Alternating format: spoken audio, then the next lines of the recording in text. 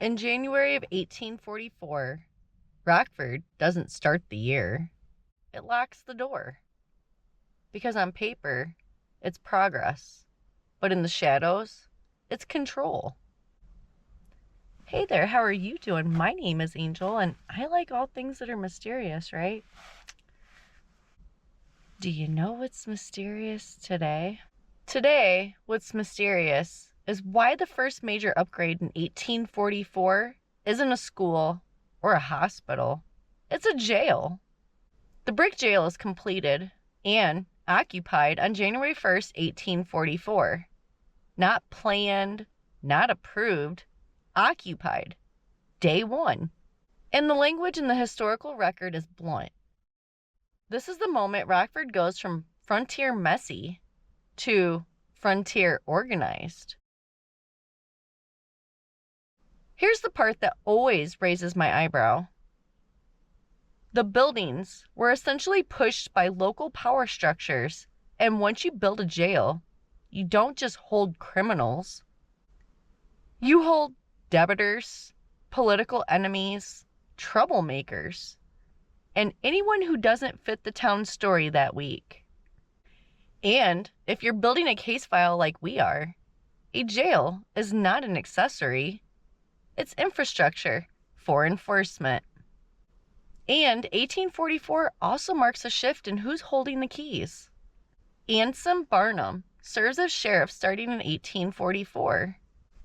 This matters because 1844 is about to be a year of land conflict, tax pressure, court battles, and public order theater. So the person enforcing the rules, that becomes a major character in our story. Zoom out for a second, because nationally, 1844 is the year America starts learning how to move information faster than people. In May 1844, Samuel F. B. Morse successfully sends the famous first long-distance telegraph message from Washington to Baltimore. Why does that matter to Rockford? Because once the signal speeds up, law, business, and propaganda speed up right along with it. And when you build a jail in the same year the country learns to transmit messages at speed, you are watching the early skeleton of the modern system forming.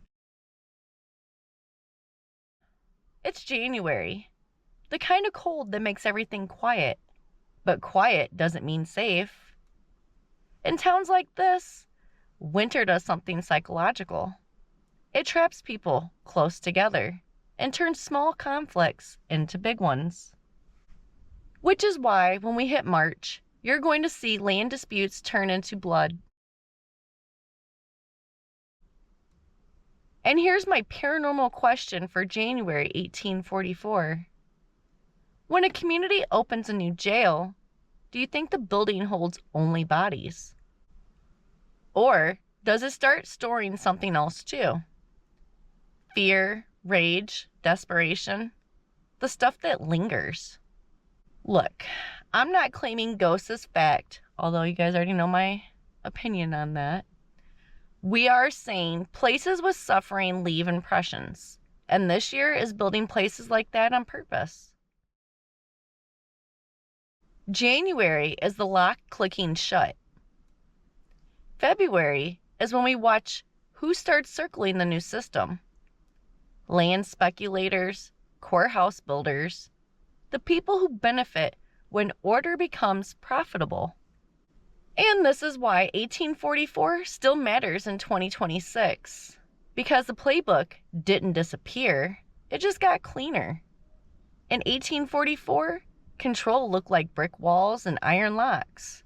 In 2026, it can look like paperwork, algorithms, and quiet policy. Different tools, same function.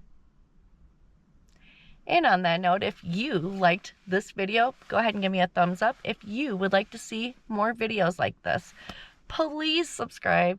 And as always, I appreciate you so much for watching this video. I hope you have a good rest of your day, and I'll see you in the next one. Bye!